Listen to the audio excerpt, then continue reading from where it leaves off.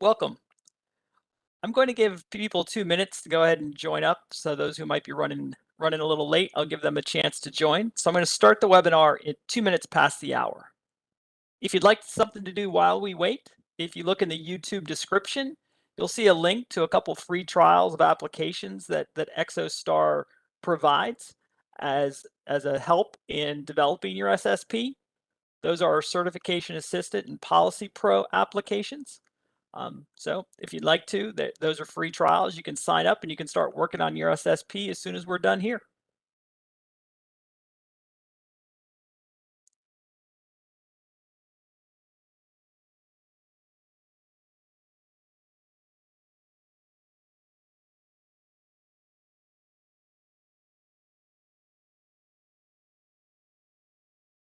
Welcome again, everybody. For those of you who just may have joined us, I'm going to give people who are running a little late 1 more minute to join up and then get started. So we're going to start at 2 minutes past the hour. If you're looking for something to do while you wait, there's a link to two free trials of applications that Exostar runs to help you in the development of your system security plan. Those are our Certification Assistant and Policy Pro applications. You can find that link in the YouTube description.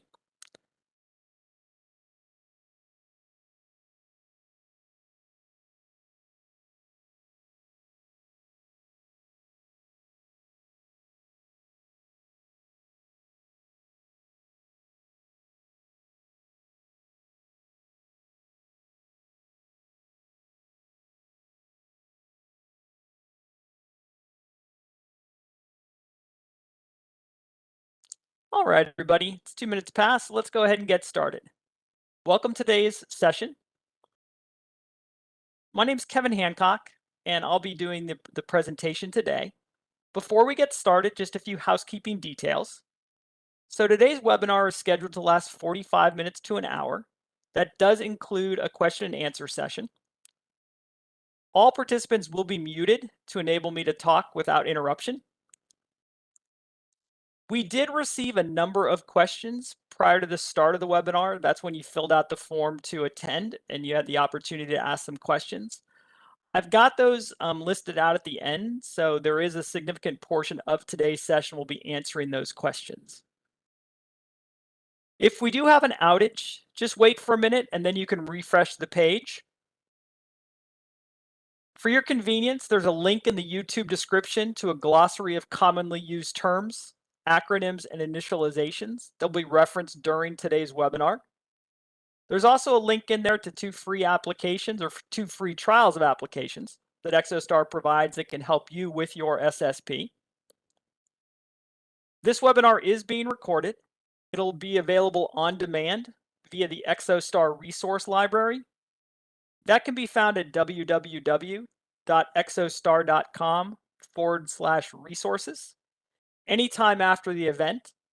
You can also click on that YouTube link you received in the email. That'll also take you to the replay as well. If at any time you'd like to speak with one of our industry experts, if you want to get a copy of the slide deck I used today, you can reach out to us at cmmc-team@exostar.com. We also have live chat available on our website, www.exostar.com. On any of those pages, a chat block should open up for you, and you can request the slide deck through that link as well. Or if you have any questions, you can ask them there as well. So as I mentioned, my name's Kevin Hancock. I'm Director of Solutions here at Exostar. I run the solution and sales engineering teams. It's our responsibility to make sure our customers are successful with Exostar, our applications, and the services we provide. If you'd like to reach me directly, I can be reached at Kevin, Kevin.Hancock, Hancock, @exostar.com.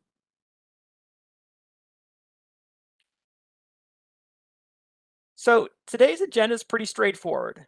I want to provide you some practical advice and some examples so you can create a system security plan for your organization. This is the building block on which you answer the questions on whether or not you have in place the necessary controls to meet your DFARS contract requirements. So with that, I'm going to go ahead and jump in and start.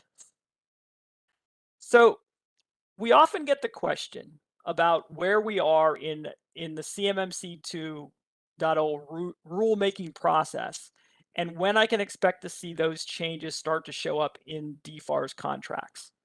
And the question is, we still don't really know. So last year when I was talking, we expected the interim final rule to be released here in March, and that there would then be a 60-day period for implementation. That's changed, right? What we're now the way I understand it now is that the proposal still hasn't gone, is still with DoD, so they're still in the rulemaking process.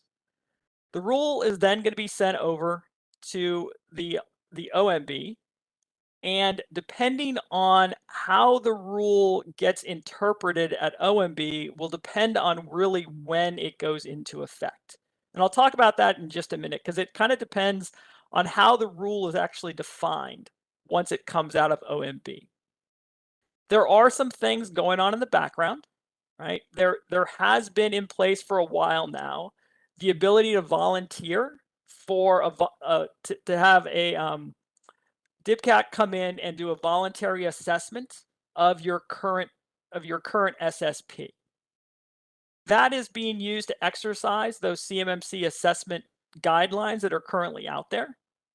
And there are C3PA organizations that are going along with the DIBCAT to ensure that, if you will, that things function correctly and well. If you want to get some more information just about NIST 800-171 or the upcoming CMMC guidelines, there is an organization out there, the Cyber Accreditation Body. That's at cyberab.org. They also provide both free and for fee training. They have a number of ways to register to become a registered practitioner, etc. But there's a number of other resources out there that I've got sprinkled throughout the deck as well to help you kind of get to learn what you need to know to start implementing your own system security plan. So just to expand a little bit on that question about the current CMMC rulemaking process. As I mentioned, once the rule gets submitted to the OMB, then it's going to come out with a tag. Is it an interim final rule, or will it come out as a notice of proposed rulemaking? These are the things that'll determine the implementation timeline.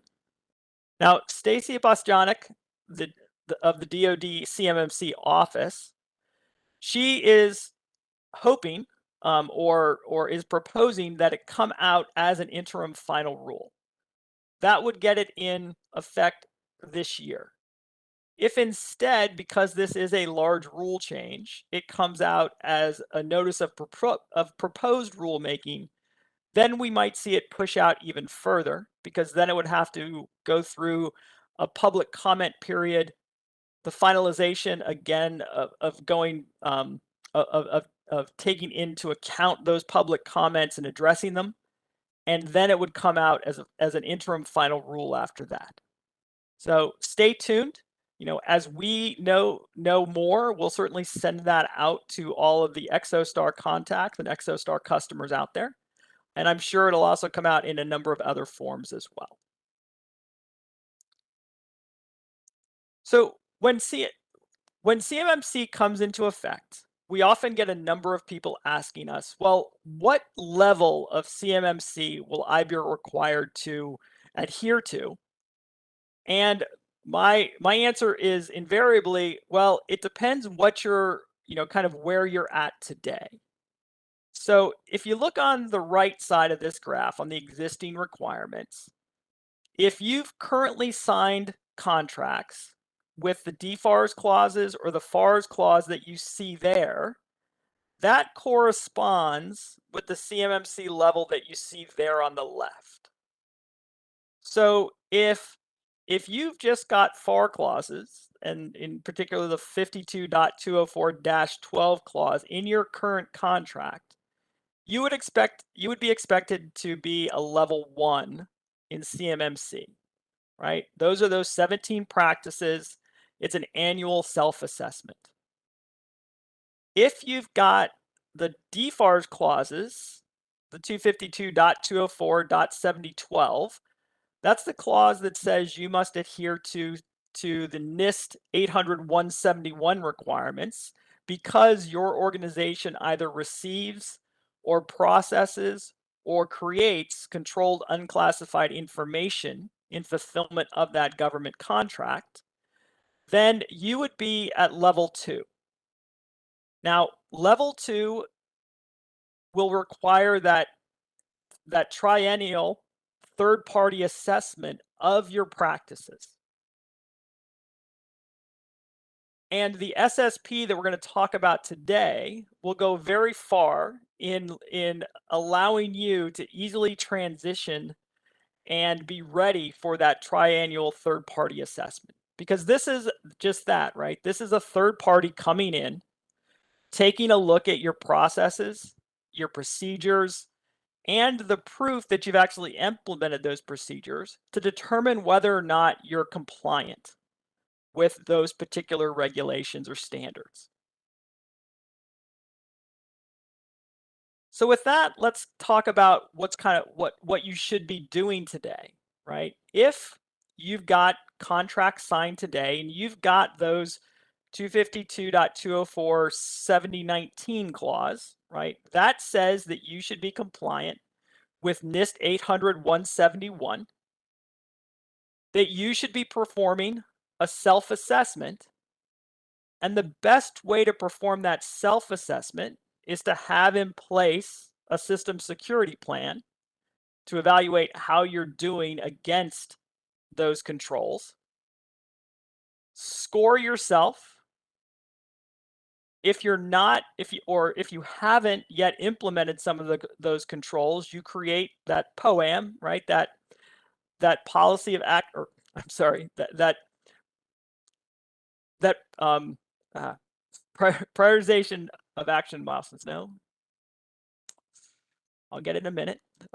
You create that task you have to get done in order to fulfill that to fulfill that particular control, and then you start working against that.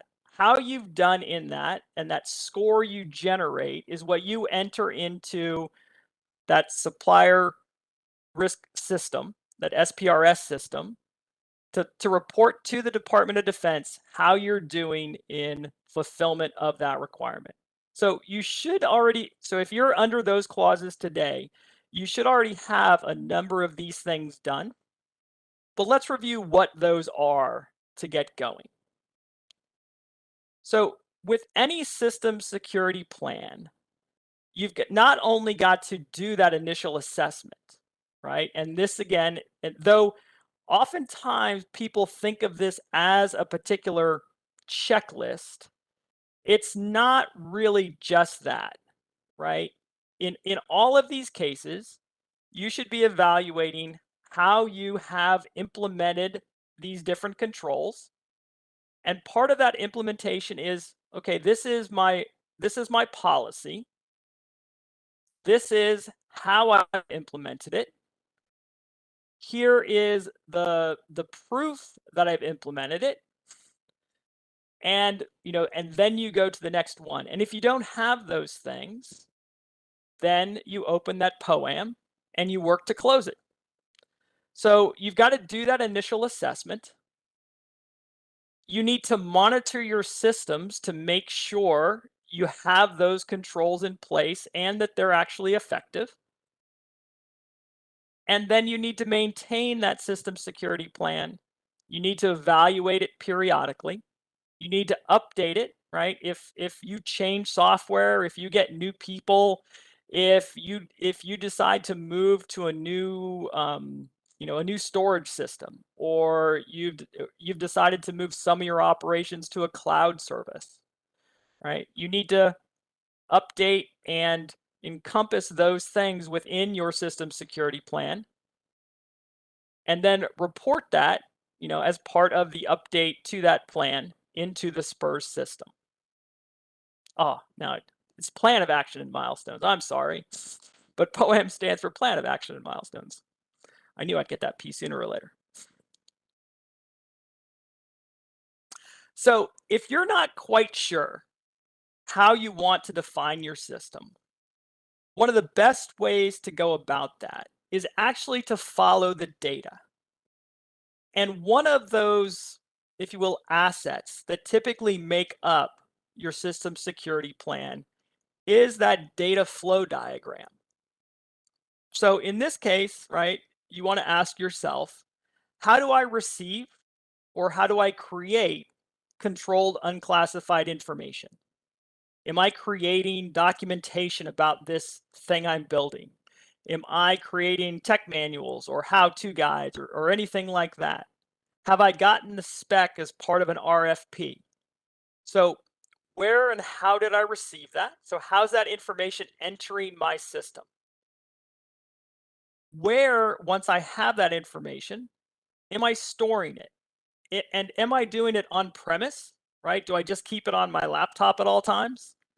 Do I keep it on a file storage system or just a shared directory here in my company? Am I using a cloud system? And then not only like where am I initially storing or where that might be, but also does this system have a backup, right? Do I have disaster recovery around this system? Because in all those places, this information will be stored.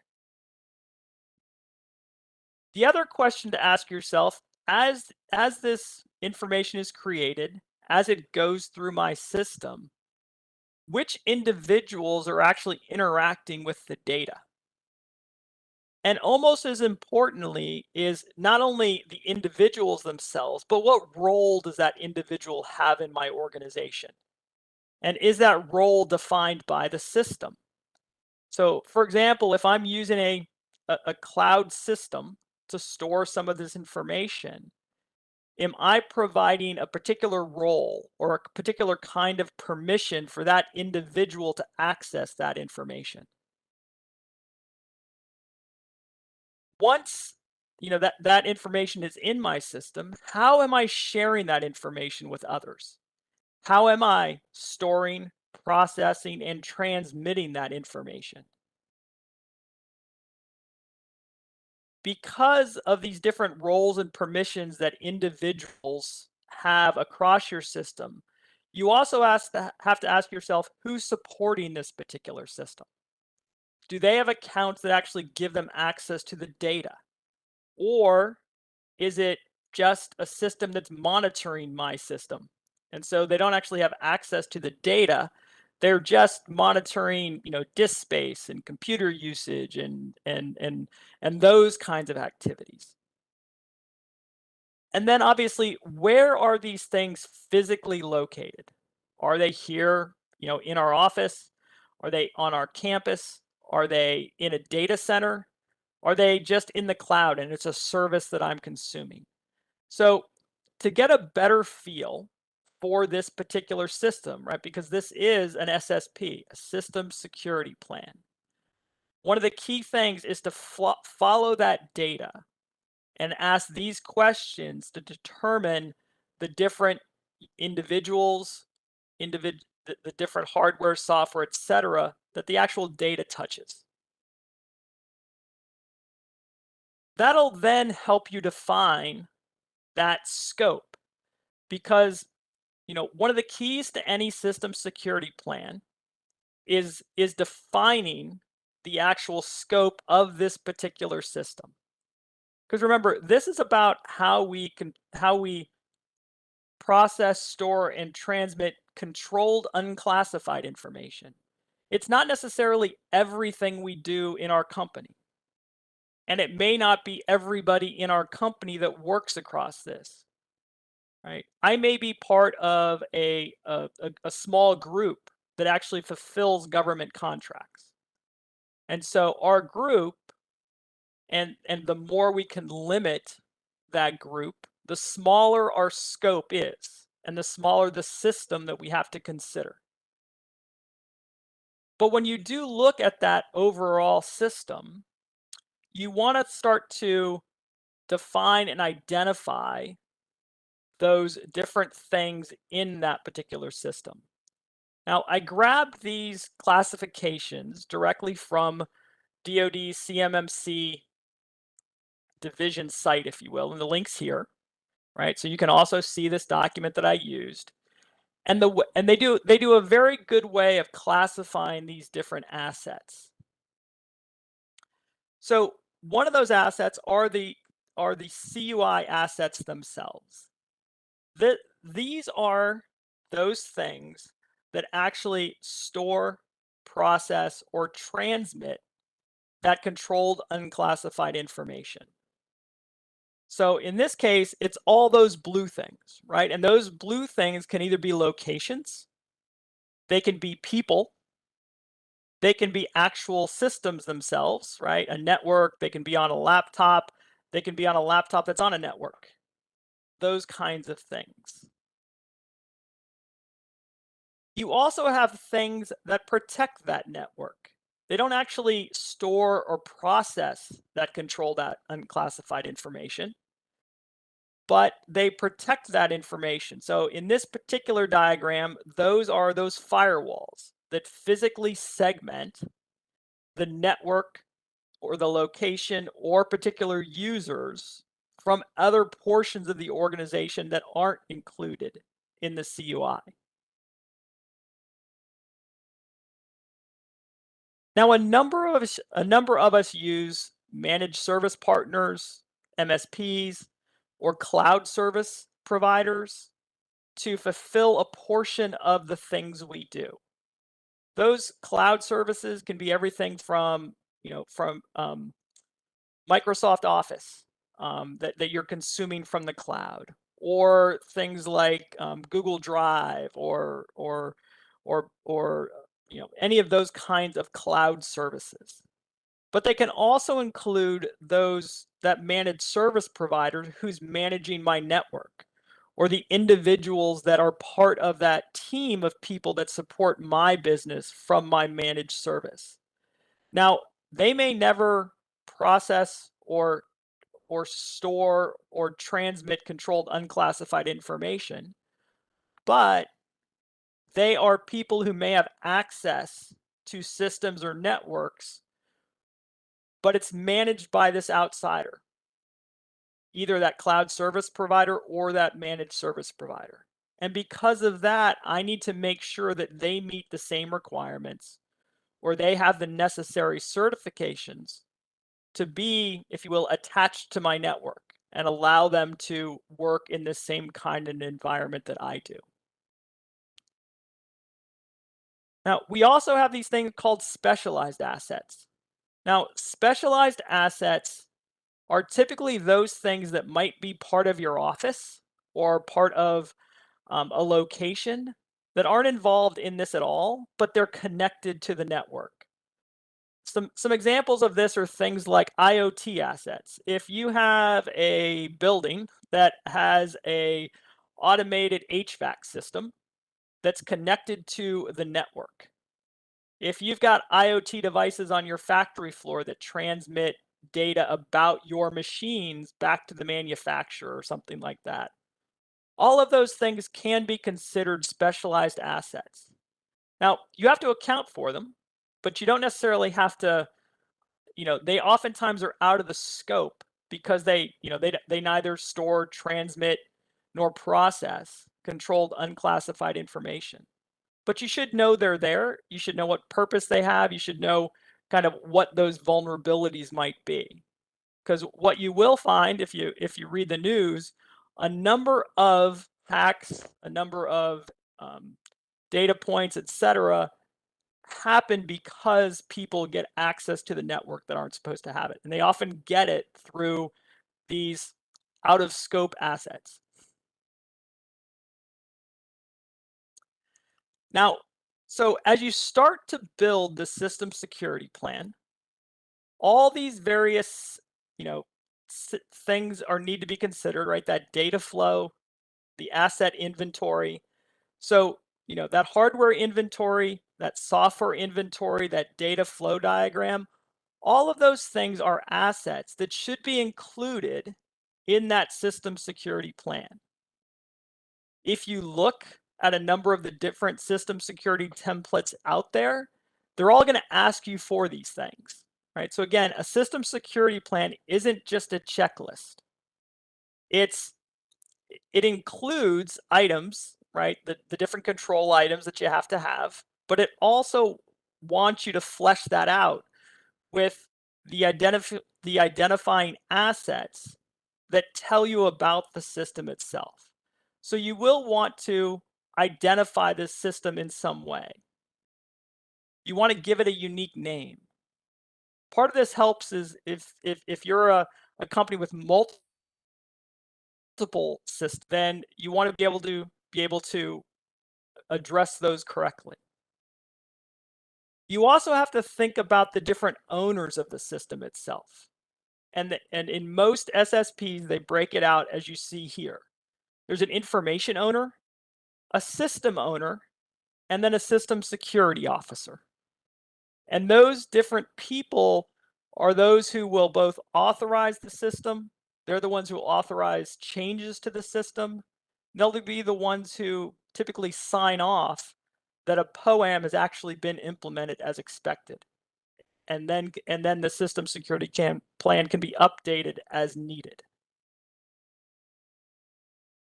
You also want to understand your hardware and software maintenance and who's responsible for patching or updating software or hardware that's part of your network. Because you'll want to know not only the hardware and software there, but you'll want to know what version it is. Because oftentimes that's what indicates to the person doing the assessment that your version is up to date, it's still being supported, if you will, but also the various libraries and things like that will indicate to make sure that it's following that it has the right encryption algorithms and things like that. And then if this is your first time building this SSP, you'll really want to gather any existing cybersecurity policies that you may have. Now, you may say, well, I don't have any existing policies, but most organizations have some, right? Most organizations have issued laptops or they've created accounts for people. And typically they have some policies in place to do those. Those same kind of policies are a great way to start as you build up those things that make up that system security plan. So gather any of those that currently exist and then tweak them going forward or add to them going forward, but provide yourself that baseline.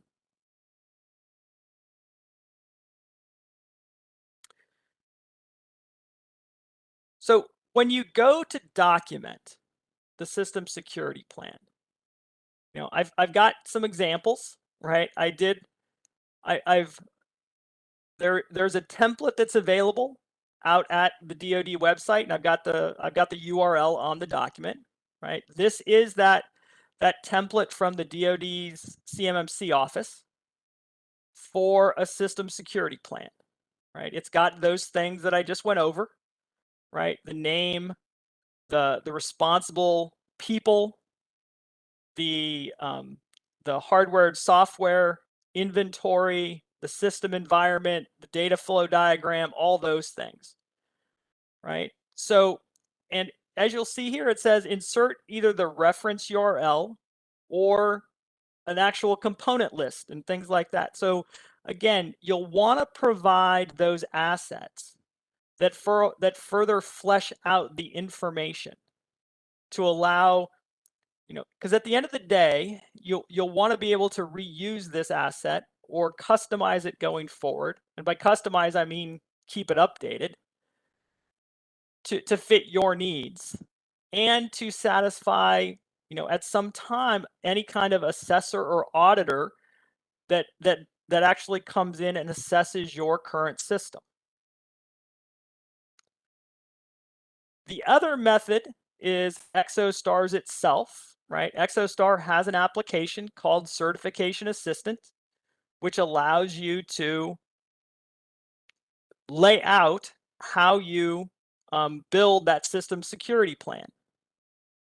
So Certification Assistant will walk you through building out that system security plan. It'll ask you for that same information that you just gathered, right? It'll ask you for that name, that the information, and if it doesn't come up here, I'll just go to the next section. Yep, okay, here it is. So Certification Assistant will again walk you through building that system security plan. It'll walk you through each of these different controls.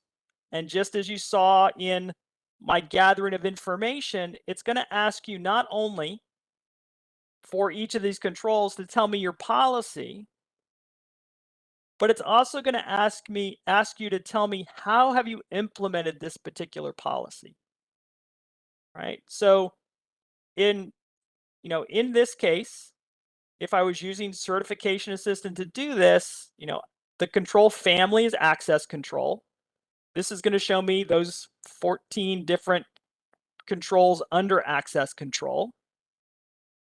If I'm looking to provide, this particular control, and I want to mark that it's implemented, I'm going to need that implementation statement.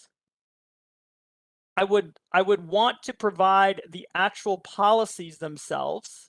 So again, you want to be able to provide either a link to those or the actual policy themselves. So this is, if you will, an electronic method of gathering that information into one place. This could just be done in a binder as well, right? You can have a binder with this particular policy. You can have, this is our actual policy. This is how we've implemented it.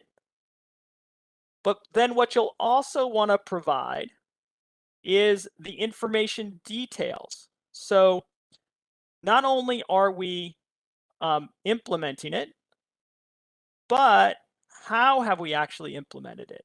So in this case, again, I'm using an Exostar solution called Managed Microsoft 365 to actually store and process that controlled unclassified information. So I'm providing screenshots of the actual roles and permissions of that particular application. So I've got that application opened up over here, right? This is a Teams environment where I'm storing and classifying or processing that controlled unclassified information.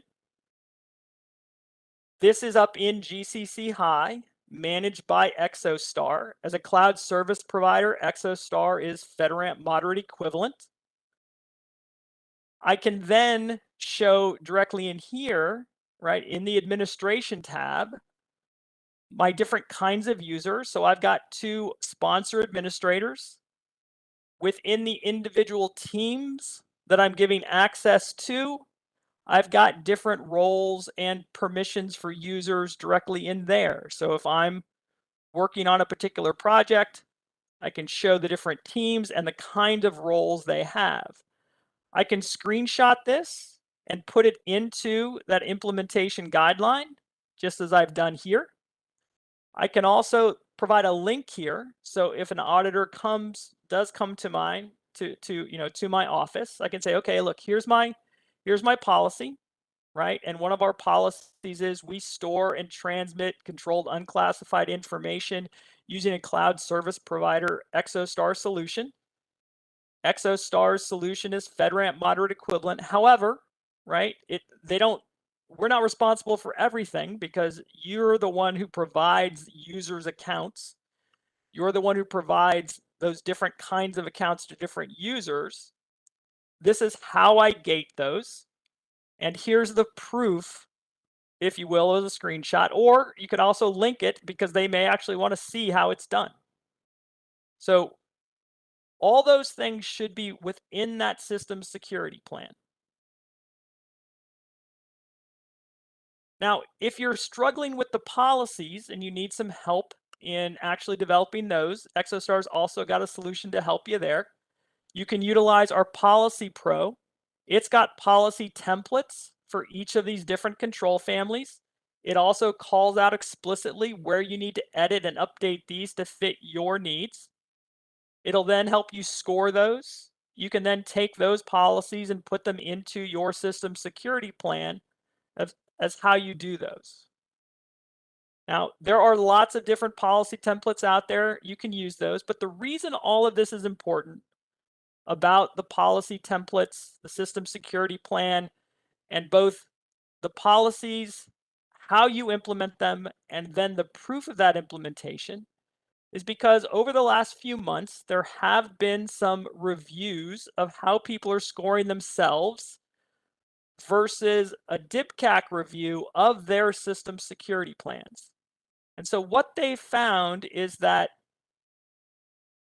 the blue lines you see here are organizations doing a self-assessment. This is them going through each of the controls saying, yep, we do that. Yes, we do that. Versus the orange lines, the medium reviews, which is actually DIPCAP coming in and reviewing that system security plan with their policy spelled out, their implementation statements, etc. And then, you see this difference in scores. And that difference in scores is just that, right? It's their perception of how they're doing it and how they've done their self-assessment versus that third-party reviewer. So it gives you a view of, A, we all need to do a better job of scoring ourselves, but that when you're actually looking at the system security plan, it's not enough just to be a checklist. It's got to have that additional information to flesh out why you're saying you are fully implemented or you have this control fully implemented. And that's really what I want to make sure we get out there is that you need to kind of take that step back, ensure that your system security plan has all these different pieces. And then a number of us will look to engage with third parties. And in third parties, you're going to come across two types. You're going to come across both cloud service providers. Now, cloud service providers are people like Exostar who provide different solutions for particular controls, right? So in this case, Exostar has a solution, managed Microsoft 365 for CMMC to store and process controlled unclassified information. It's a secure tenant stood up in Microsoft GCC High, managed by Exostar with an Exostar app embedded within it to ensure that all the controls are enforced for that. And then Exostar management of it, etc., meets all those FedRAMP moderate baseline requirements that your assessors are going to ask for your cloud service providers. But you may also but what you'll find in most cloud service providers is that they'll also provide this shared responsibility matrix. If you come across one of those, right, your SSP isn't really just, if you will, well, for these controls, the cloud service is responsible for those.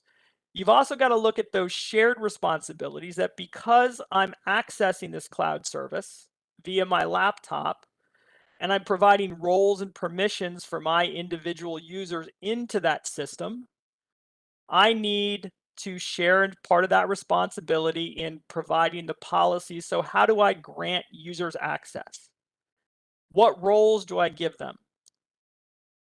How am I actually proving that I've given them those roles? And so those kinds of things go into you building out your policies with with cloud services as part of that overall solution. And so anytime you engage with a cloud service provider, you'll want to look to see if they've got a shared responsibility matrix that they share with you. You want to make sure that they're FedRAMP moderate equivalent, or that they're NIST 800-171 compliant, or they meet the standards that you need, that you have based on your particular contract itself. Now, a managed service provider is somebody you've engaged to help you build out or manage your IT infrastructure. It could be that they're, kind of overall responsible, so they assign laptops out, they manage those computers for you.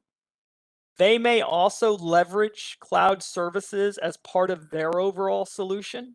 So they may be providing network monitoring or some other security service based on a cloud service.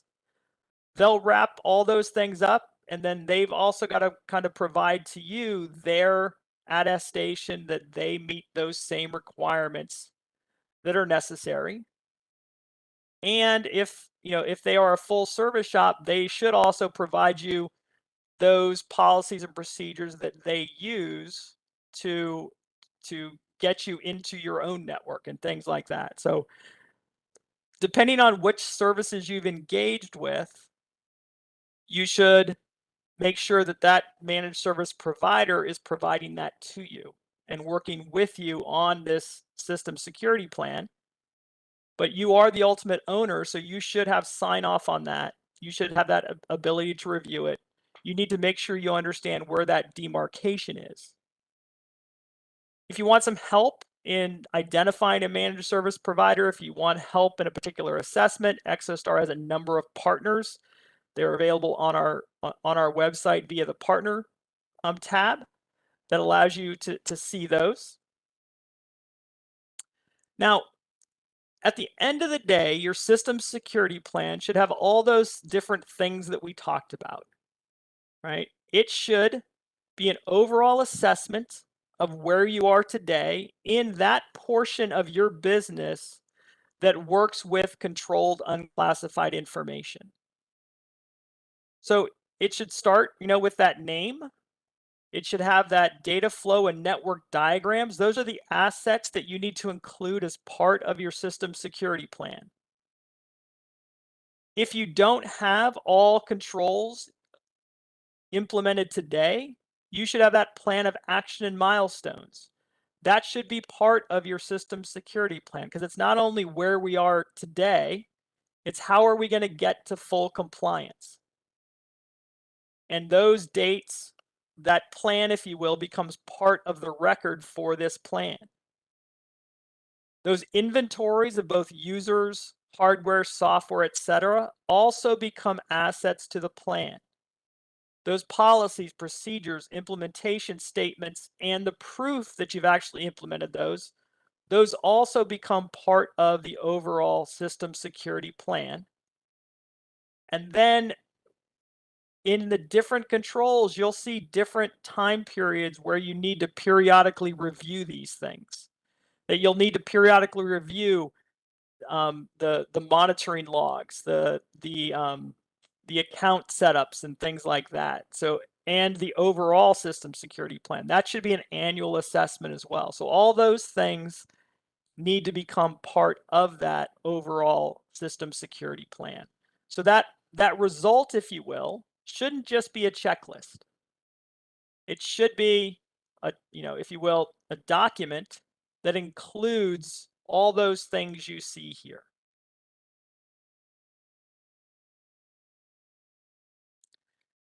Now that concludes the formal portion of the presentation, if you will.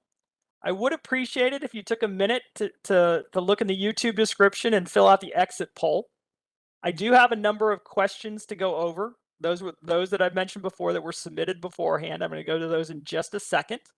But if you do have a chance, I'd appreciate it if you did fill out that exit poll. Now let's jump into some questions that we got.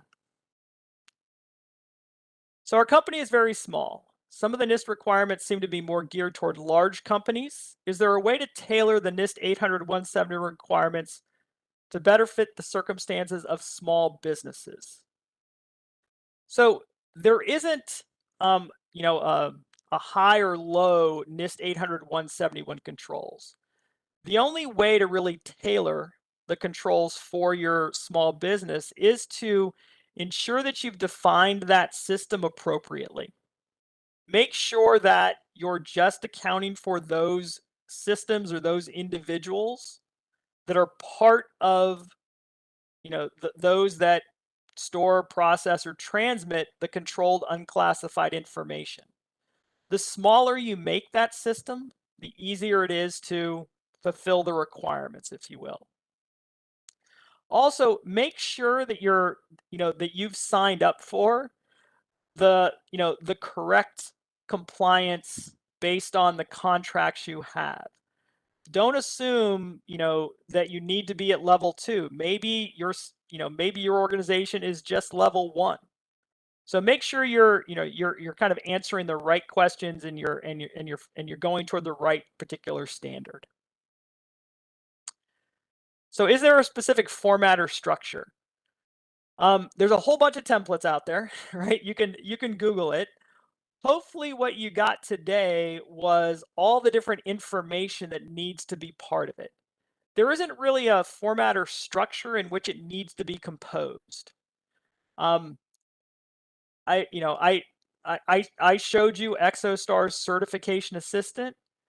The output of Certification Assistant is that system security plan with all those additional accompanying materials, typically via links or other screenshots, etc., that you've included to prove that you do that. And I would, if you're going to build this yourself using one of those templates, I would suggest you do the same thing. Put it in, either a spreadsheet on a machine with links to those different folders, files where you have the actual data for these things, or in a binder where you can actually, think about it as if somebody came into your organization and wanted to audit or assess it, how would you most easily provide that information in one place for those? And that's probably the right format and structure for you. So do IoT devices or OT devices need to be shown or itemized on the SSP network diagram? They should be accounted for. So if you've got IoT devices or other devices that are attached to your network, and those networks are, and that's a network that's shared with those assets that are part of, that are store, processing, or transmitting that controlled unclassified information, you should account for them. You should know they're there. You should know how they interact and that they don't, store or process that information. Do you have to have an SSP with no POAMs eventually?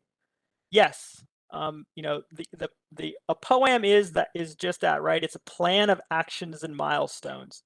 It's the plan in which you're going to implement that control. And so you shouldn't have POAMs that you just keep pushing off the date.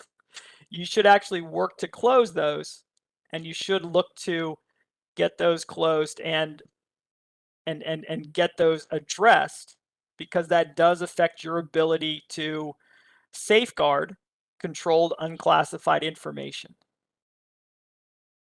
So what puts you in scope? So really, if you've signed a contract with those DFARS clauses that require you to meet a particular standard, that's what puts you in scope to actually have to fulfill this information. If you don't have those contracts, or if your contracts don't include those clauses, then no, you don't. But if they do, then that's what puts you in scope. Now, I get number 6 a lot, right? We're a small company. We don't do any design or development. Our product line doesn't fall under controlled unclassified information. We only provide commercial off-the-shelf products. All of our stuff is public information. So controlled unclassified information is not meant to mean COTS, right? If it's commercial off-the-shelf products, services, software, etc., then you shouldn't have to fulfill these. Now, I will always put the caveat that ultimately this is between you and either the prime contractor that you're working with or the federal agency that you've contracted with. These are contractual obligations, so don't take my word for it. Please talk to your contracting officer or your own legal to determine where you need to be. So the things I've talked about that Exostar provides are part of Exostar's CMMC Ready suite. This includes that certification assistant. That's that application which allows you to create your system security plan, walks you through each of the controls, allows you to provide all of that accompanying information. If you need a cloud service provider to help you with a place to store, process, or transmit that controlled unclassified information, Exostar has our managed Microsoft 365 for CMMC. If you're looking for some help in building your policies or customizing policies, you want some templates to use that you can then customize to fit your needs, Exostar's Policy Pro can help you with that. There is both Certification Assistant and Policy Pro do have free trials. The link to sign up for those free trials is there in the YouTube description.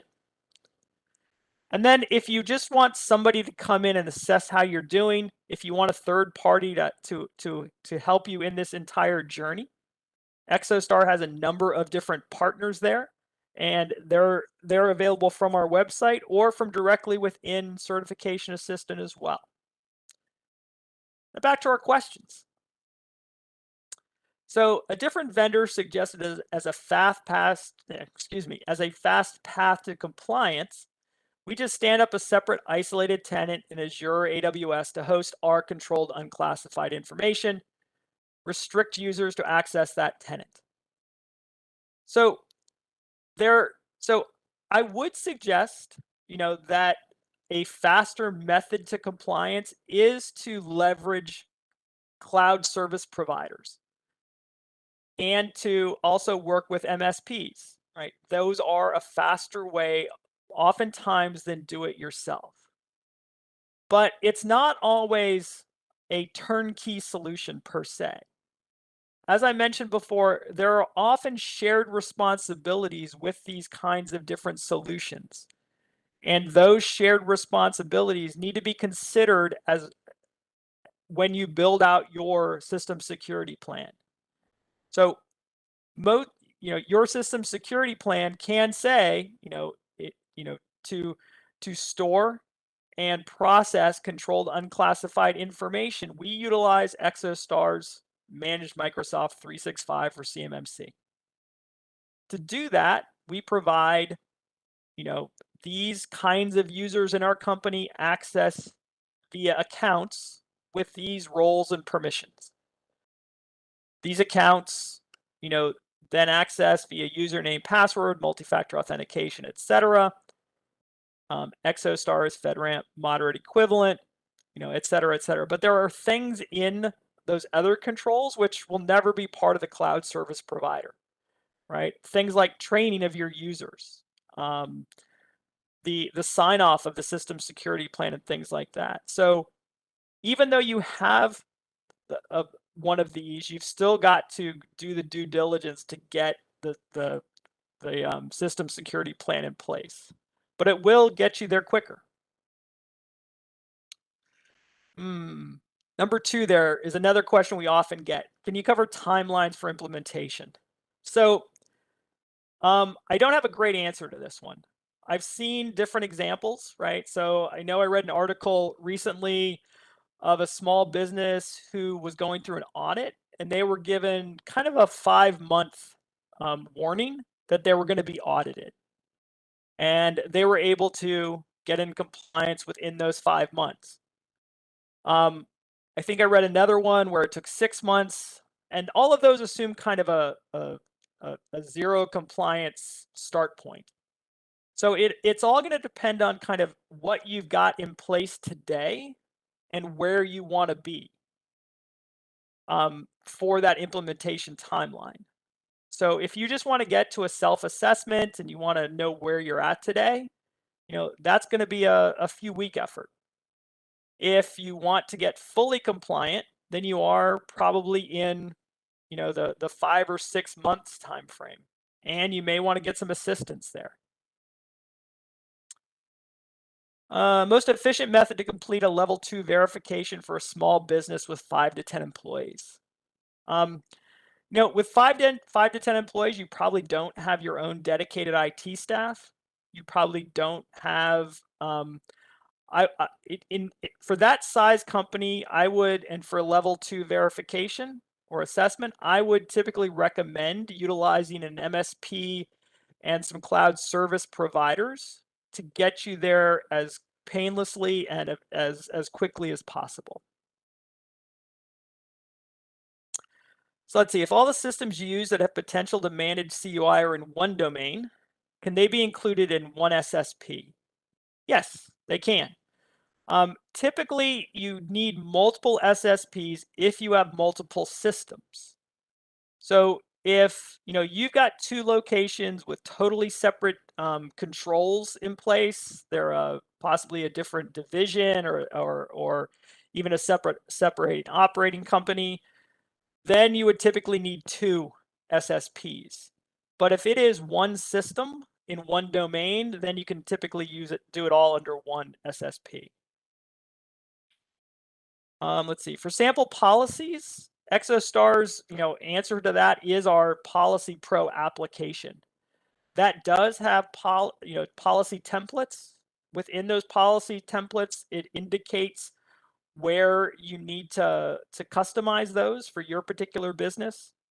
It will then score them with an eye to making sure that you've customized them enough, as well as some other AI that it uses to score and determine if that policy is good enough for these purposes.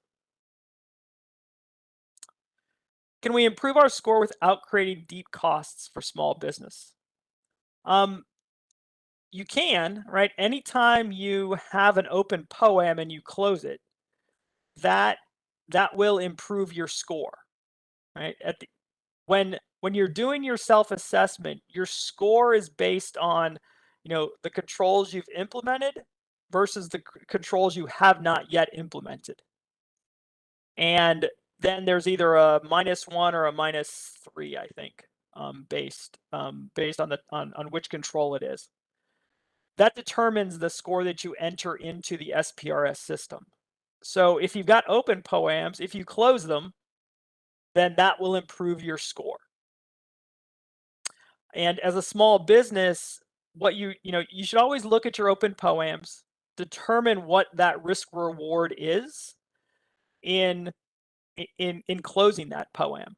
And part of that risk reward is not only the risk to the business, but it's how quick can I get this, can I close this one off?